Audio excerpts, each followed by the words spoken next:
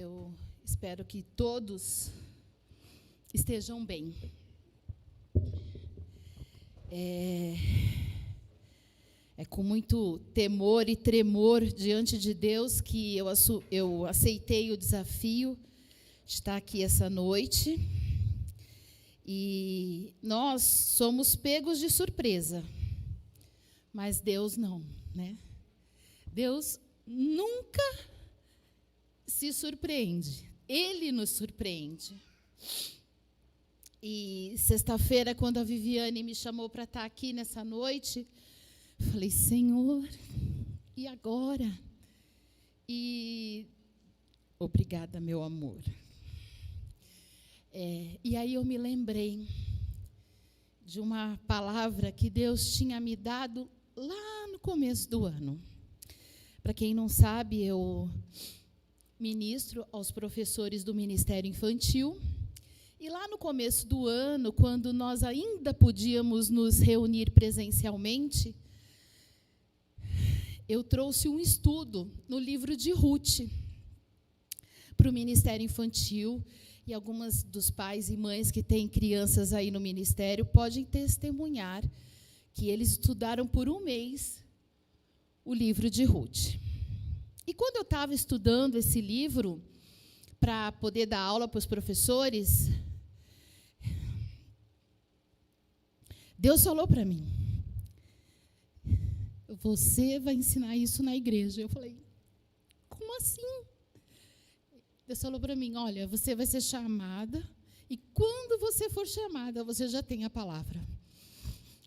Então, quando a Viviane falou comigo sexta-feira, na hora ele falou, você não pode dizer não.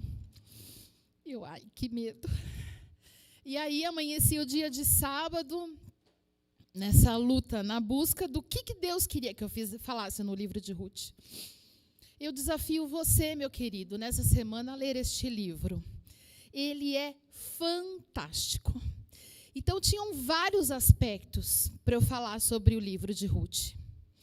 Mas aí Deus me levou, porque eu não podia falar de vários aspectos nessa noite.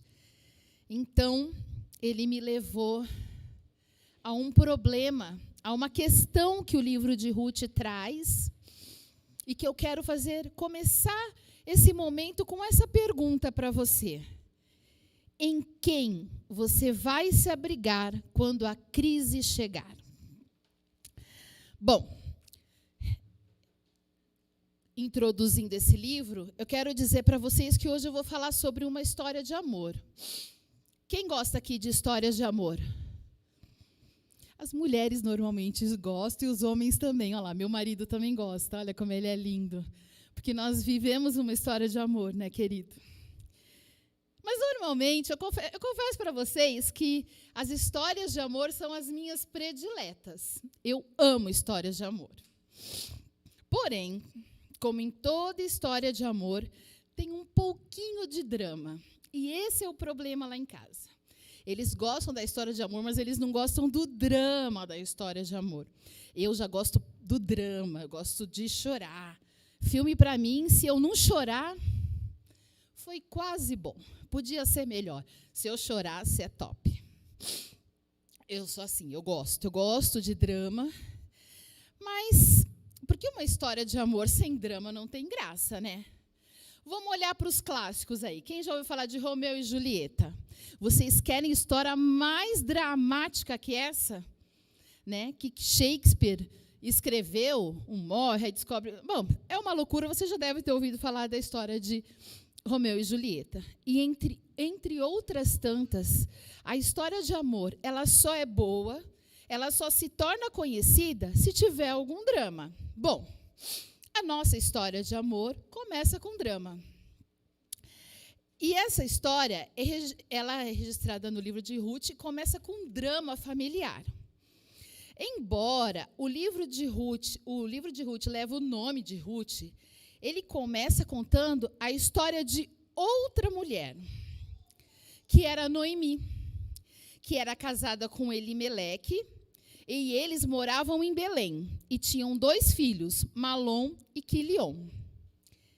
Esse tempo, do contexto dessa história de Ruth, Era o tempo dos juízes, quando de tempos em tempos Deus levantava alguém para julgar os problemas, as demandas e as causas do povo dele, do povo de Israel.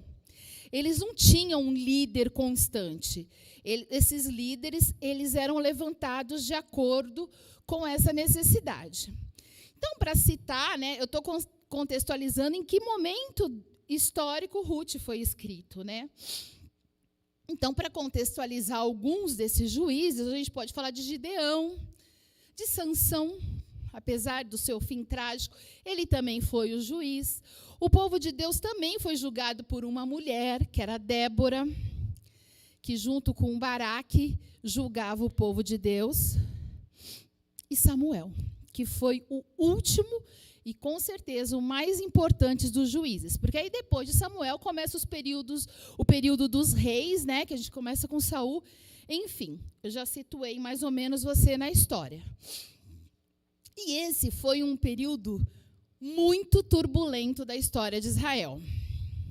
De muita instabilidade política, colapso moral, infidelidade espiritual. Então, era cíclico. As pessoas, o povo estava no pecado, que era a rebelião contra Deus. Aí vinha a consequência dessa rebelião, que era a escravidão. Aí eles se arrependiam, que era só para se ver livre da escravidão. E aí Deus mandava o livramento. E aí depois eles erravam de novo, consequência do pecado. Então, era um período que todo o livro de Juízes você vai ver esse ciclo que se repetia. E esse é o cenário e o contexto que esse livro foi escrito. Elimeleque era um homem, rico, top. Elimeleque tinha uma conta bancária 10, diferente da minha, mas não sei a sua, espero que esteja igual a da de Elimeleque. Mas, eu profetizo, né, irmão? Mas a crise chegou para Elimeleque. Na verdade, a crise não chegou para Elimeleque. A crise chegou em Belém. E quando a crise chega, ela não vê cor, ela não vê classe social, ela não vê conta bancária, ela simplesmente chega. Será que isso é parecido com alguma das coisas que a gente tem visto hoje? Bom, vamos à frente. E aí, Elimeleque falou assim, falou para Noemi, vamos sair daqui. O bicho está pegando aqui, nós estamos com muitas dificuldades, então vamos para Moabe. E aí Elimeleque foi com Noemi para Moabe e os seus 2 filhos. Só que depois de um tempo nessa terra, Elimeleque morre. E Noemi fica com seus 2 filhos. E eles se casam com 2 mulheres moabitas. Pronto, chegamos em Ruth. Ruth e Orfa. E passa-se quase 10 anos. E Malom e Quilion, os filhos de Noemi, também morrem. Então, Noemi se vê sem marido, sem filhos e com 2 noras. E aí, ela fica sabendo que em Belém as coisas já estavam melhorando. Então, ela decide, no coração dela, voltar para Belém. E aí, ela diz para suas 2 noras, vai para a casa de vocês, porque eu sou velha, eu não tenho mais filho, e ainda que eu pudesse ter um filho, ele não vai crescer rapidinho para vocês casarem com ele. Então, volta para a casa da família de vocês. Ruth e Orfa dizem que não, que querem ficar com ela e tal. Mas Noemi fica firme, não, vão embora. Por fim, Orfa se convence e vai. Orfa não estava errada nisso que ela fez. Ela achou que era melhor ela voltar para a casa da família dela e ela vai. Mas Ruth não. Ruth não cede. Ela está decidida a ficar com a sua sogra. Noemi se dá por vencida, né? Porque contra a Ruth, vocês vão ver que mulher é essa. Ela não decide não de ficar discutindo, né? Porque você sabe que discutir com mulher não dá muito, certo? Porque a gente sempre ganha. Então, quando as 2 mulheres, essa discussão ia longe. Então, Noemi achou melhor não discutir mais com Ruth e elas voltaram para Belém. E elas foram para Belém. Ruth sai de Moabe e vai junto com Noemi, sua sogra, para Belém. Então, Ruth deixa seu povo, seus deuses, sua terra, sua família e se apega à sua sogra, uma israelita, viúva, pobre. Só que Ruth se converte ao Deus dessa sogra, se converte ao Deus de Israel e aceita esse Deus de todo o coração. E aqui vemos que a participação no reino de Deus nada tem a ver com carne ou sangue ou com herança de pátria. Porque Deus não é Deus de um povo só. Deus não era o Deus só de Israel. Mas Deus, ele é Deus para todos os povos. Bastava querer, aceitar e com certeza se tornaria do povo dele, que foi o que aconteceu com Ruth. Ruth vai lá e tem aquela declaração, fala para Noemi, onde quer que tu fores, eu irei também, onde quer que pousares, enfim. Ela faz essa declaração de amor à sua sogra e elas vão para Belém. Bom, e voltando na questão que Deus não é Deus de um povo só, ele é um Deus de todos, a prova disso é que Ruth, lá na frente, se torna bisavó de Davi, que é da onde a gente sabe que veio Jesus. Uma moabita, uma estrangeira, uma viúva, mas ela teve uma postura e um coração diante de Deus, que ela recebeu na sua família a linhagem do Salvador. Bom, vamos lá. Mas quem é essa mulher? Quais qualidades dessa mulher a tornou tão especial que, mesmo sendo estrangeira, se tornou da família sanguínea de Jesus? Então, eu vou destacar alguns pontos sobre Ruth, e é aqui que o Michel vai pôr os textos para mim. Eu desafio você a ler todo o texto. Eu vou ler só os versículos que eu vou comentar, tá bom? Que servem de exemplo para mim. Foi algo que falou profundamente comigo, não agora, não de ontem para hoje, ou de sexta para hoje, quando eu estava preparando essa palavra. Falou desde lá atrás. E eu sei que foi bênção no ministério infantil. E é uma palavra que Deus tem falado nesse ano no meu coração. Bom, primeiro, Ruth era uma mulher que tem iniciativa. Lá no capítulo 2, versículo 2, diz assim: Ruth, a moabita, disse a Noemi: vou recolher espigas no campo daquele que me permitir. Vá, filha, respondeu-lhe Noemi. Então Ruth não ficou passiva, quieta, esperando um milagre acontecer. Ela disse para Noemi: eu vou à luta, eu vou lá, eu vou colher no campo de quem me deixar. Quem achar que eu posso colher, eu vou lá catar. Daqui a pouco eu já vou explicar para vocês o que isso simbolizava, que isso era uma coisa que a lei de Moisés previa. Mas a primeira coisa que eu quero que você veja nessa noite: Ruth era uma mulher proativa, de iniciativa. Ela se moveu, se mexeu na direção do trabalho. Ela assumiu sem traumas, sem mimimi, que era carente e necessitada. Ruth teve iniciativa de cuidar de sua sogra. Ela assumiu a posição de provedora da sua sogra. A palavra fé, aqui entra uma veia meio de professora, né? Minha pedagoga, né? Tem que dar não dá para pregar sem dizer alguma coisinha sobre algum contexto curricular. Bom, a palavra fé é um substantivo, ok? Todo mundo aprendeu um dia lá na escola. Quem não aprendeu, vai aprender que substantivo é tudo que dá nome às coisas, né? Então, isso aqui é uma mesa, um copo com água. Só um minuto. Pronto. Eu fazendo uso do copo e da água, que são dois substantivos. E a fé também é um substantivo. Mas a fé, ela é, acima de tudo, uma ação. Então, a fé, ela, além de um substantivo, ela podia ser um verbo. Porque o verbo é o quê? É a ação. Que ação que eu tive aqui? De beber. Beber é uma ação. Então, a fé é, acima de tudo, uma ação. Quem tem fé, age como tal. Quem tem fé, se posiciona como uma pessoa de fé. A iniciativa faz da fé um verbo, e não só um substantivo. A disposição de sustentar, verbo. Amparar, verbo. A sua sogra foi o que Ruth fez. Ruth não apenas aprendeu a orar a Deus com Noemi, ela aprendeu isso também. Mas ela aprendeu também a ir lá e falar e pedir para os homens a favor de Noemi, porque lá diz aqui, ó lá, vou recolher espigas no campo daquele que me permitir. Então ela falou, eu vou lá, eu vou trabalhar, eu vou sustentar a senhora e a mim.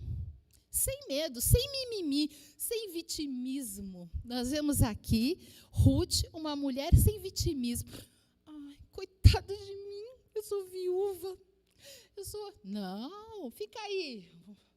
Noemi, você está velhinha, está cansada, de boa, fica aí de boa, que eu vou lá. E eu vou trazer o nosso sustento, porque alguém vai deixar eu fazer isso. Se ela ficasse aonde estava Noemi, nada ia acontecer. Bom, e aí, provavelmente, Ruth fez em Belém o que ela nunca tinha feito em Moabe. Ela foi trabalhar, foi lá recolher dos campos. E eu vou explicar já já para vocês o que é isso. Só que ela foi voluntariamente.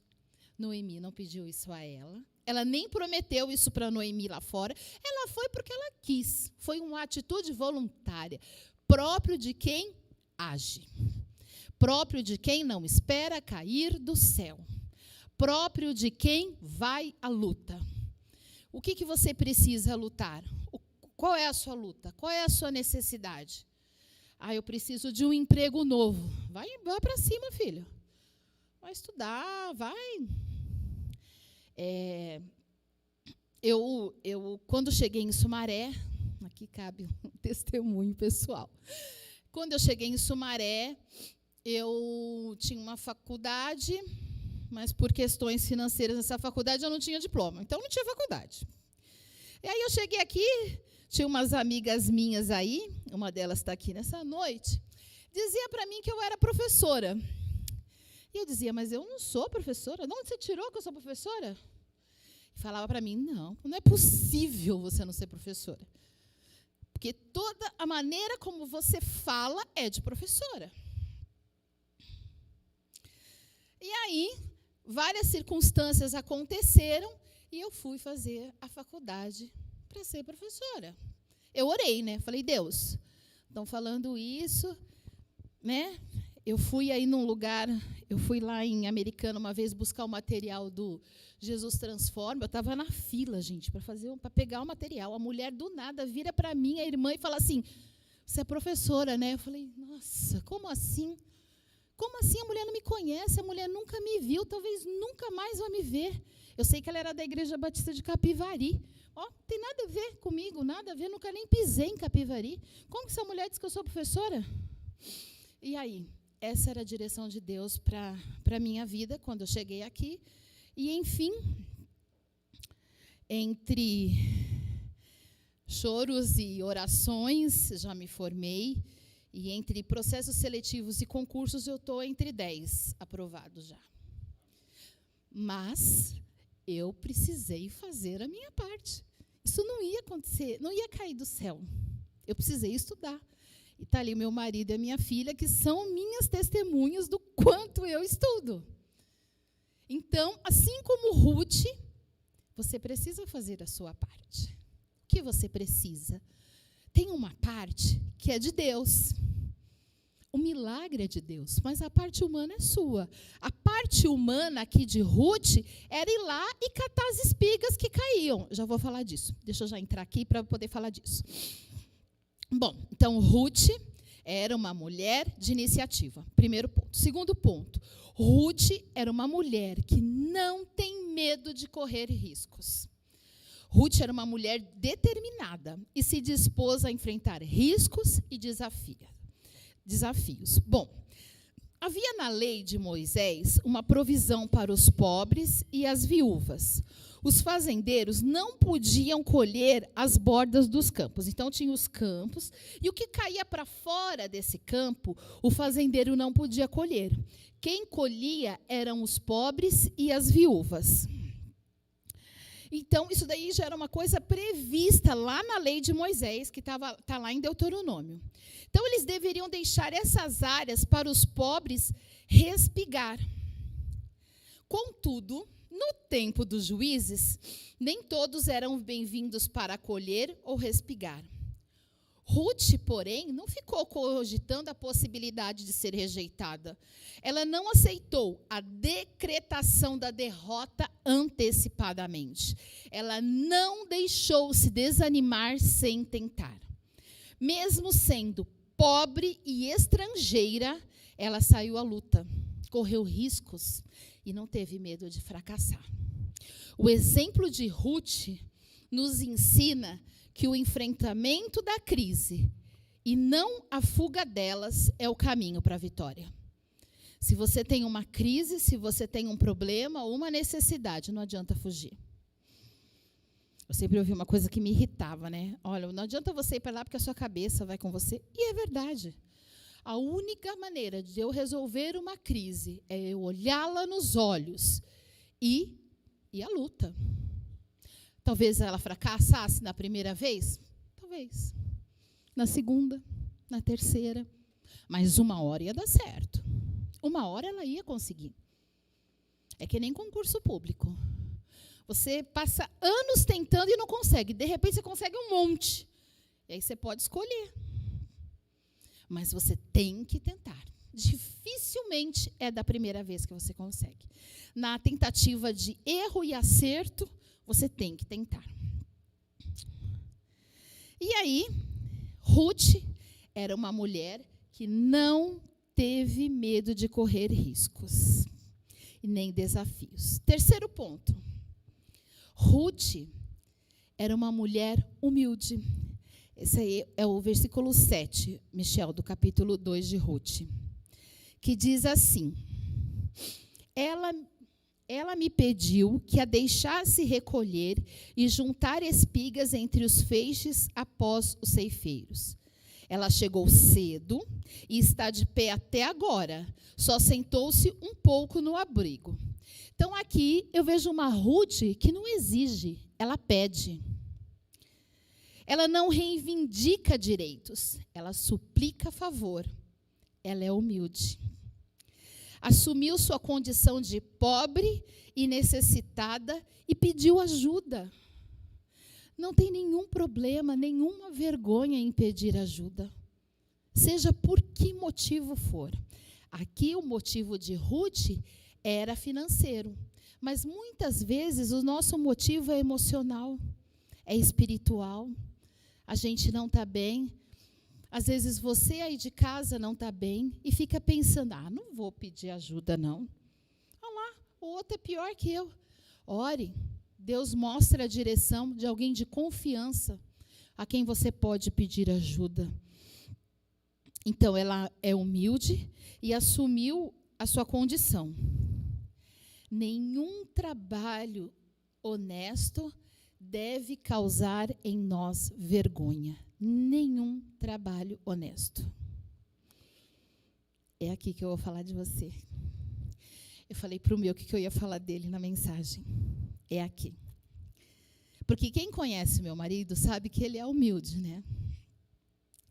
Sabe como ele é especial, e ele é mesmo, tá, gente? Eu não estou aqui enfeitando pavão, não, porque eu não preciso disso, nem ele. Ele detesta que eu faça isso. Mas quando a gente casou, a gente passou por muitas dificuldades. Quando a gente veio para Sumaré, a gente também passou dificuldades. Mas aqui as dificuldades foram diferentes. Assim, aqui nós já viemos, ele já tinha emprego e tal. Mas quando a gente casou, teve uma época que ele ficou desempregado. E aí, o que para muita gente pode parecer vergonha, para ele nunca foi. Ele foi catar latinha na praia. E eu tenho o maior orgulho de dizer isso do meu marido, porque Ele sempre proveu, ele se sujeitou a qualquer trabalho honesto para prover a nossa casa. Que foi exatamente o que Ruth fez. Era honesto o que ela estava fazendo. Pronto, só vou falar isso, tá bom? E é porque me emociona, né? Porque o meu que é assim mesmo. Então, assim, ele já catou a latinha na praia. E qual o problema? Não tem nada de menor nisso. Eu teria, talvez, vergonha de dizer que ele tivesse feito alguma coisa ilegal. Aí, provavelmente, eu não diria aqui. Mas não, ele foi fazer algo honesto. Então, hoje, quem vê o meu aqui no carrão, não sabe o que aconteceu lá atrás. Que tudo é uma construção na vida. E tudo tem um tempo, porque a crise acaba. A crise ela tem começo e ela tem fim. A crise na vida de Ruth, de Noemi, teve um começo e teve um fim. E essa crise terminou nesse dia. Nesse dia que essa mulher vai lá, cata os milhos na beira do campo, para trazer para sua casa. E aí, Ruth também era uma mulher que tem equilíbrio no seu trabalho. Então, lá o texto diz, no 7. Esse? Ah, isso mesmo. Então, olha lá. Ela me pediu que a deixasse recolher e juntar as espigas entre os feixes após os ceifeiros. Ela chegou cedo e está de pé até agora. Só sentou-se um pouco no abrigo. Então, Ruth entendeu que teve um momento que ela teve que parar. Porque não é só trabalhar. Teve um momento que ela entendeu o limite físico dela. Então, ela sentou e descansou. Então, aqui, ela é uma mulher trabalhadeira. Ela não come o pão da preguiça, como a gente vê lá em Provérbios. Ela não é uma bonequinha de porcelana cheia de dodóis. Ela tem coragem, tem disposição e tem mãos prontas para trabalhar. Ela honrava a Deus com o seu trabalho. Porém, sabia a hora de parar e descansar. Ela sabia os seus limites e não os ultrapassava. Hoje, a gente vive numa busca desenfreada pelo dinheiro, sem atentar para a qualidade de vida, que inclui lazer, tempo para descanso, tempo para sua família. Ruth nos ensina que é possível trabalhar com afinco, sem descuidar do descanso necessário. O 5º ponto, Ruth é uma mulher que sabe expressar gratidão. Põe para mim o versículo 10, Michel, do mesmo capítulo, e diz assim: ela se inclinou e, prostrada, o rosto em terra, exclamou: porque eu achei favor a seus olhos, a ponto de o Senhor se importar comigo, uma estrangeira. O 13 agora. E disse ela, o 2:13.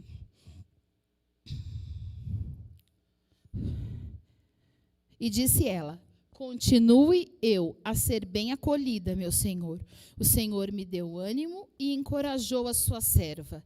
E eu sequer sou como uma das suas servas. Ela era humilde o bastante para reconhecer o favor de Boaz por ela. Entende que o favor recebido era expressão de graça e não de mérito. Tinha consciência que era pobre, estrangeira e viúva. E ela buscou em Deus o abrigo e encontrou proteção, provisão e comunhão. Ela dependeu de Deus. Ela buscou nele tudo o que ela precisava. E aqui eu quero fazer uma coisa interessante. Em Israel não havia discriminação racial. A proibição dos casamentos mistos não era por uma questão racial, mas era por uma questão religiosa. Eles não podiam casar com pessoas de outros povos para não seguir os deuses desses povos. E não que havia alguma espécie de acepção racial, como há algumas linhas que dizem disso. Mas, enfim, a vida de Ruth nos ensina sobre a misericordiosa providência de Deus. E o último ponto, Ruth, uma mulher que recebeu recompensa no investimento que fez na sua sogra. O versículo 11, Michel. O 11 diz assim: Boaz respondeu: contaram-me tudo o que você tem feito por sua sogra, depois que você perdeu o marido, como deixou seu pai, sua mãe e sua terra natal para viver com o povo que pouco conhecia. O Senhor, aí é no 12, o Senhor lhe retribua o que tem feito, que você seja ricamente recompensada pelo Senhor, o Deus de Israel, cujas as asas você veio buscar refúgio. Então, o que a gente vê aqui?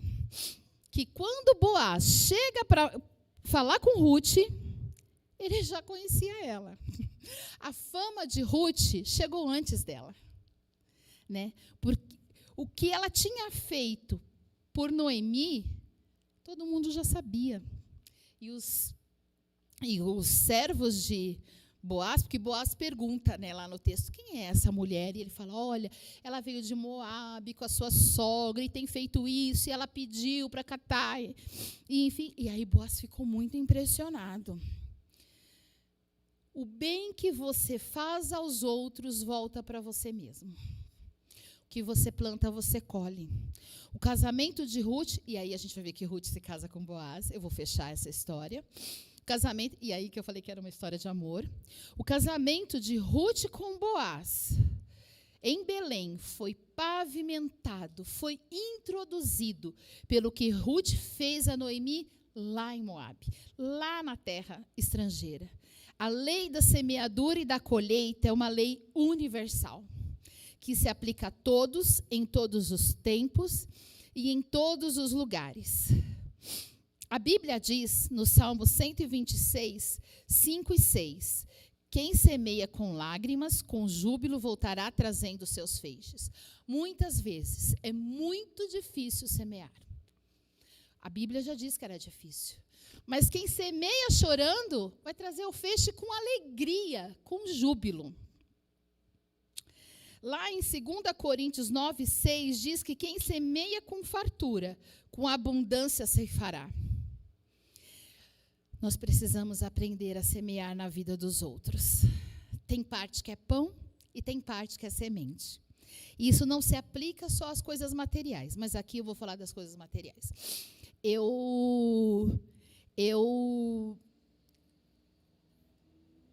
Quando a Simone estava aqui na frente falando, eu falei, agora entendi.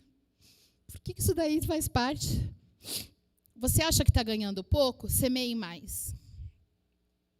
Quem semeia pouco, colhe pouco.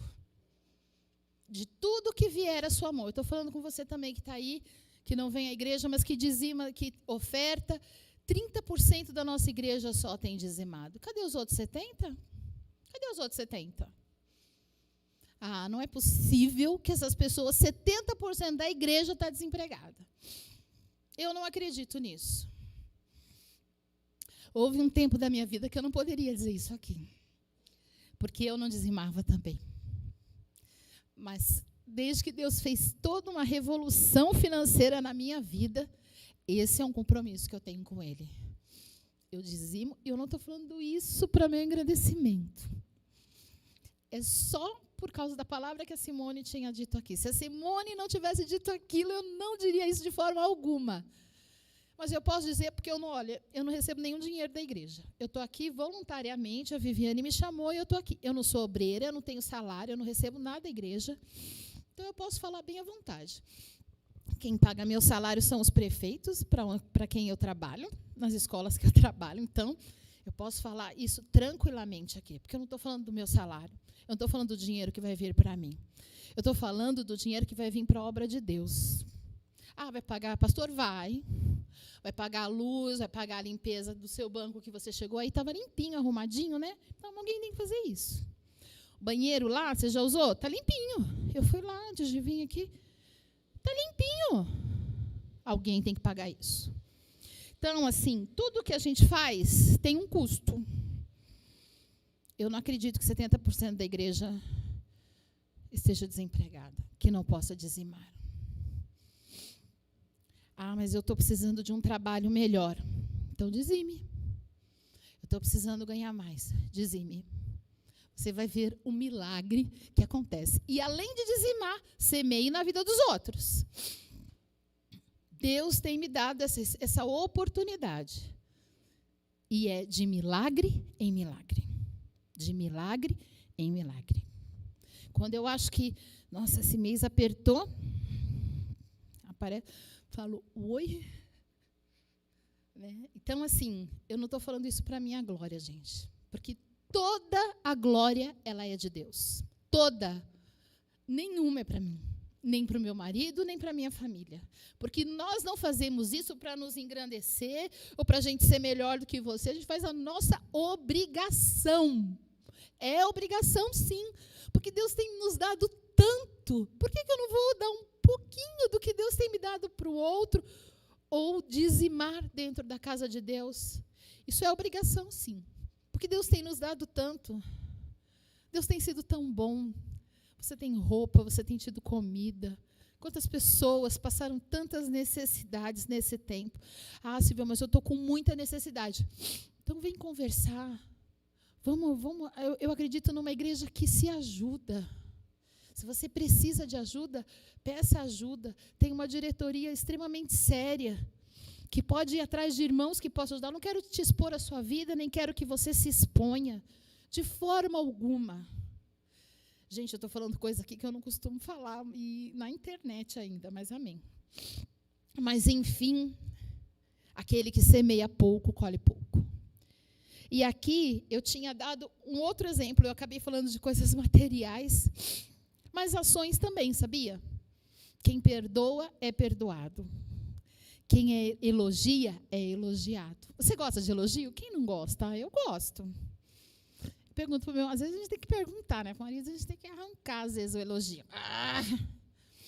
Mas, até que ponto eu também tenho elogiado? Que aquilo que eu semear, eu vou colher. E quem não gosta de ser amado? Se eu amar, esse amor vai voltar para mim. Tudo de bom que eu fizer, ele volta para mim. Voltou para Ruth.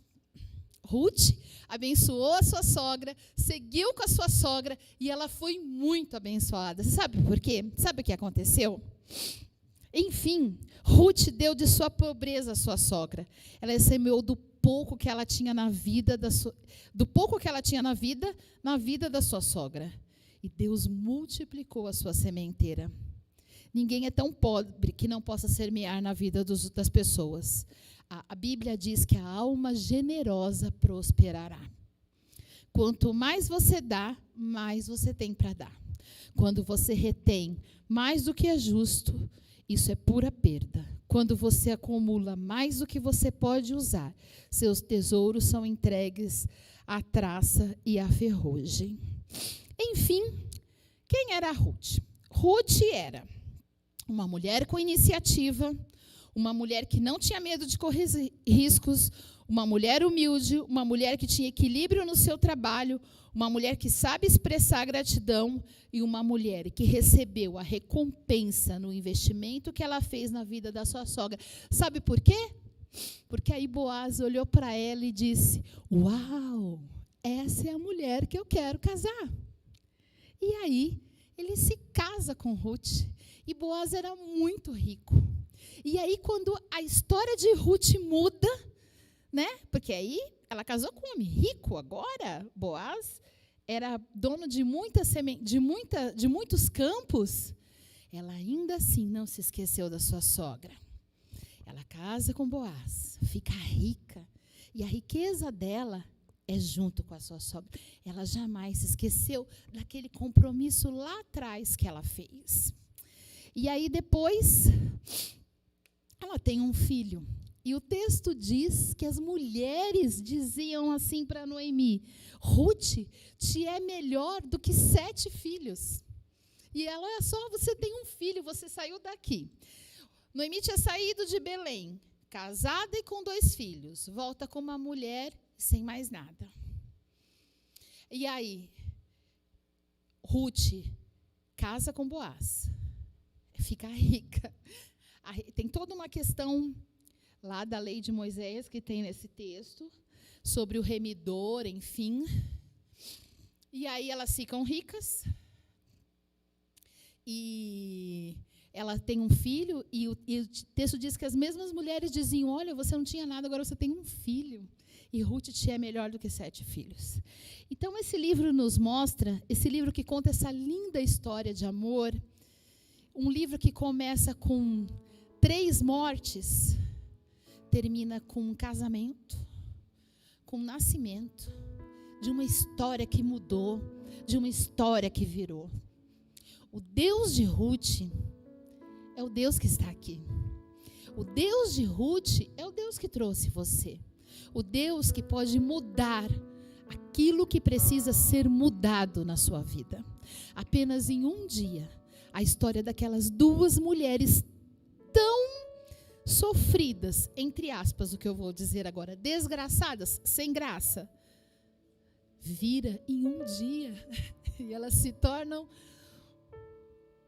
poderosas. Porque tudo que foi feito dentro da lei de Deus. Se você vai ver no capítulo, você vai ver que Ruth vai, ela fala com Boaz, eles não têm nenhum relacionamento enquanto são solteiros. Você vê toda uma história pautada na palavra de Deus. Então eu quero te desafiar nesta noite. Paute a sua vida na palavra de Deus. E com certeza, em questão de um dia, a sua história pode mudar. A sua história que está aí do lado da tela pode mudar. Eu não sou ninguém, mas Deus um dia mudou a minha história. E eu sei que Ele mudou a história de várias pessoas que estão aqui. E de várias outras Ele ainda quer mudar. Então, vamos orar agora. Eu espero em Deus que essa palavra tenha falado com você, como ela falou comigo. Dessa forma tão poderosa. E eu quero, em nome de Jesus, que você esqueça tudo o que eu falei e que possa ser para meu engrandecimento da minha família. Isso não tem valor. A única coisa que tem valor é que o Deus que agiu na vida de Ruth pode agir em você, através de você, aqui neste lugar ou aonde você estiver. Vamos orar. Senhor, obrigada. Obrigada por essa palavra poderosa. Obrigada pela vida de Ruth, que foi um exemplo para mim e que nessa noite também possa ser um exemplo na vida dos meus irmãos.